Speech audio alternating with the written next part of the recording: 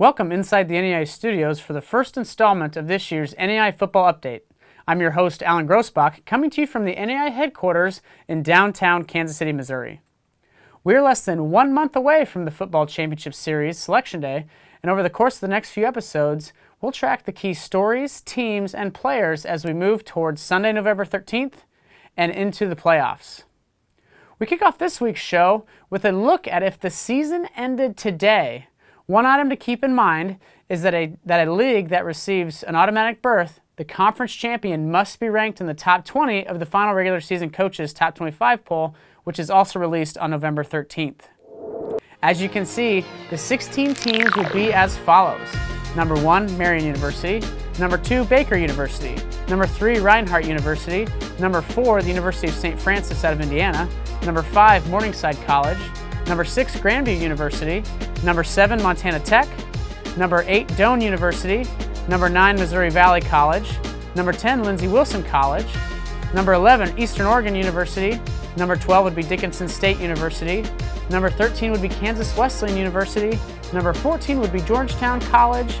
Number 15 would be Southeastern University. And number 16 would be Arizona Christian. If you paid attention to this week's Top 25 poll, you'd realize that Dakota Wesleyan, which was ranked number 14th in this past edition, would be the first team out. However, the Tigers can make up some ground this weekend as they host Morningside. That is a key game in the Great Plains Athletic Conference. Another item to pay attention to is there is no representative from the Mid-States Football Association Midwest League. Currently, no team from this conference is ranked in the top 20. However, Robert Morris out of Chicago is the leader at 3-0 in the conference, and if they win out, would likely jump high enough to get into the playoffs. They're currently ranked number 24th. There's still a number of tough games that could impact our 16-team fields, so this is by no means set in stone. But just for fun, let's look at what the pairings would be if we went straight seed. Number 16, Arizona Christian, would have to go to defending national champion Marian University. Number 15, Southeastern, would go to Baker. Number 14, Georgetown, would go to Reinhardt, a game that we'll see this weekend. Number 13, Kansas Wesleyan, would go to St. Francis, Indiana.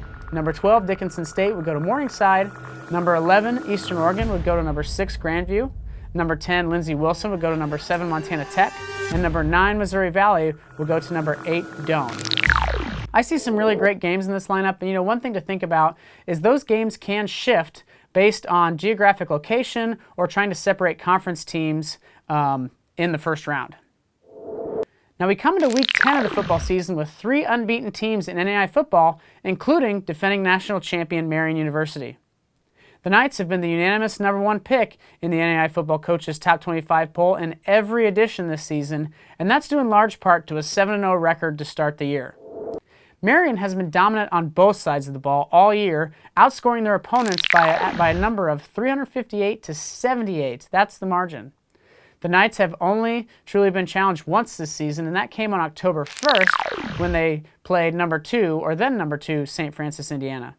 The Knights scored 21 unanswered second-half points to win 35-21 in that contest. Standout wide receiver Krishawn Hogan, who in my mind is frontrunner for National Player of the Year this season, leads the team and the NAIA with more than 1,000 receiving yards through 7 games. That's a 144.4 yard per game average. He's also scored 15 touchdowns, 6 of which have come on the ground. On the opposite side of the ball for Marian, the return of linebacker Bo Shields has keyed a defense that ranks among the top 3 nationally in rushing defense per game, scoring defense per game, and total defense per game. The Martinsville, Indiana native leads the team with 42 tackles on the year.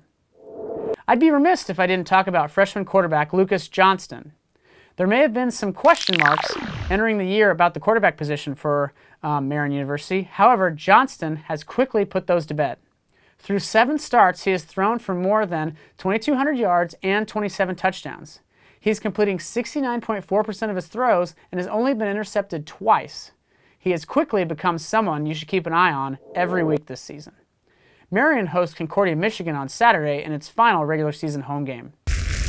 Baker University out of Baldwin City, Kansas, which is the number 2 club, once again in this week's coaches poll, is another team to keep an eye on as we move through the remainder of the season.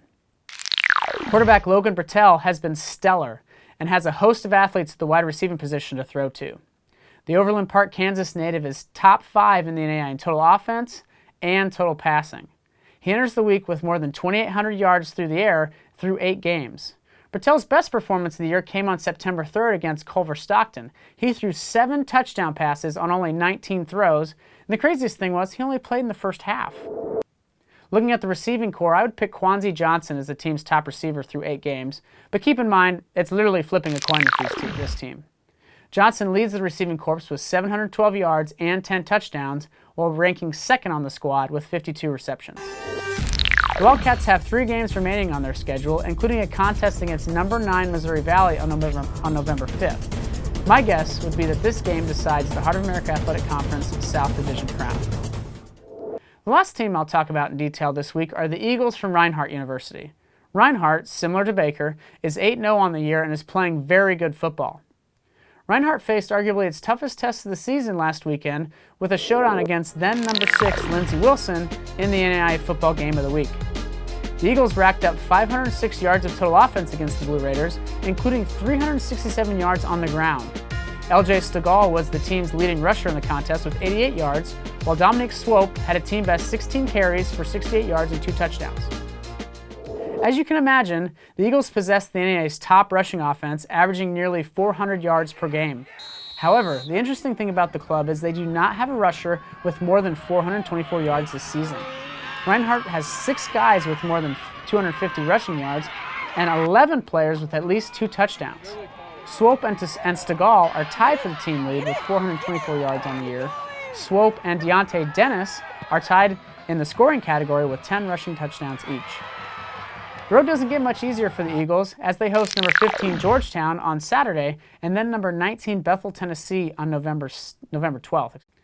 A couple other teams to think about as we move towards the end of the year are perennial powerhouse programs Morningside College out of Sioux City, Iowa, and St. Francis, Indiana. Both teams are very well coached and have played very well for the bulk of the season. Well, that's all the time we have for this week. I want to give a big thank you to our producer-director Ephraim Duran and the sports information directors across NAIA football. Have a good evening.